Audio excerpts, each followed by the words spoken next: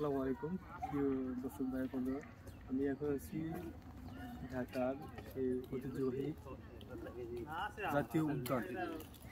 এটা ভিক্টোরিয়া পরিবেশ। আসলে পরিবেশটা কেমন আপনাদেরকে একটু ঘুরে দেখাই। আসলে আমরা সামনে যেতে থাকি। আসলে এখানে দেখার মতো কিছু না, এখানে শুধু গাছপালা আর জঙ্গল। যারা আমাদের মতো সিঙ্গেল তারা এখানে আসবেন না, অবশ্যই দুইজন আসবেন। একজনের জন্য আমাদের এখানে ভালো না। ভিতরে শুধু জঙ্গল আর জঙ্গল, দেখার মতো কিচ্ছু নাই। যারা ডাবল তারা আসবে, আসুন দেখতেই থাকুন।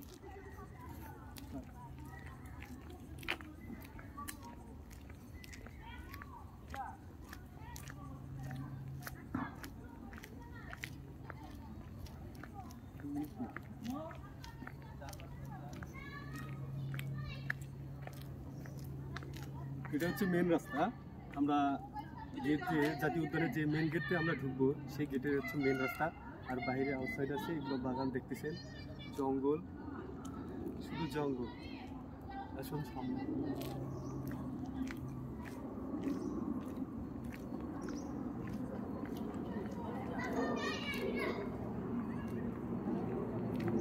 আর হ্যাঁ, আমাদের জন্য রয়েছে পাশে বসার জন্য ব্যবস্থা, ভালো ব্যবস্থা। যারা সিঙ্গেল তারা আসবেন না এখানে, অবশ্যই আসবেন না। আমি আবার বলতেছি, যারা ডাবল অবশ্যই তারা আসবেন, আমাদের জন্য, সিঙ্গেলদের জন্য না। আর ফ্যামিলি যারা নিয়ে আসবেন তারা এই মেন রাস্তাতেই ঘোরাফেরা করতেন, কিন্তু ভিতরে গেলে হয়তো ফ্যামিলি নিয়ে তো মানে কমফোর্টেবল মনে করবেন না ঘোরাফেরার জন্য।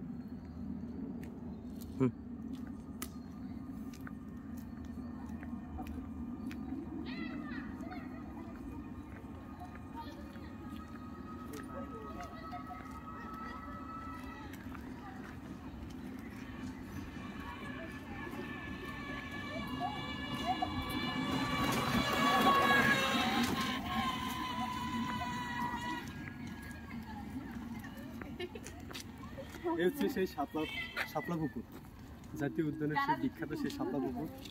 এই যে সেই শাপলা পুকুর রাস্তা এটা। আমরা শাপলা পুকুরটা একটু দেখে আসি।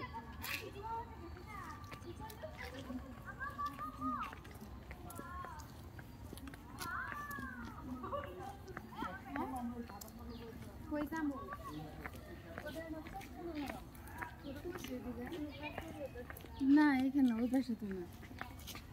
কিছু কিছু জায়গা রয়েছে আসলে দেখার মতো একটা পরিবেশ আছে, কিন্তু আর কিছু কিছু জায়গা আছে সেই জায়গাগুলো আমাদের জন্য যাওয়া সম্ভব না। অনেক জঙ্গল, মনে হচ্ছে আমরা গভীর জঙ্গলে আছি অথবা পার্বত্য চট্টগ্রাম এলাকায় আছি। কিন্তু ভালো ভালো জায়গা আছে যেখানে প্লেস ছবি তোলার মতো, ঘোরার মতো, একটু বসে থাকার জন্য। কিন্তু যেগুলো জঙ্গল আছে ওদের ওই ভিতরে যা আমাদের জন্য, মানে যারা ফ্যামিলি নিয়ে আসবেন, যারা সিঙ্গেল আসবেন তাদের জন্য ঠিক না।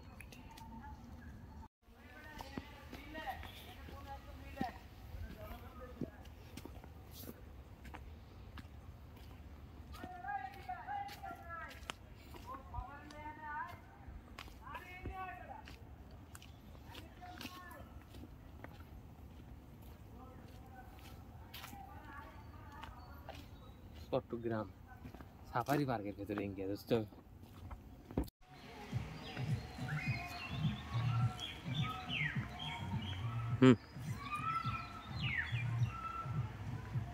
পরিশেষে আমি একটা কথা বলতে চাই, আসলে যারা আমরা গাছকে ভালোবাসি, ফলরূপ পরিবেশটা ভালোবাসি, শান্তশিষ্ট জায়গা ভালোবাসি, তাদের জন্য আসলে এই জাতীয় উদ্যানটা।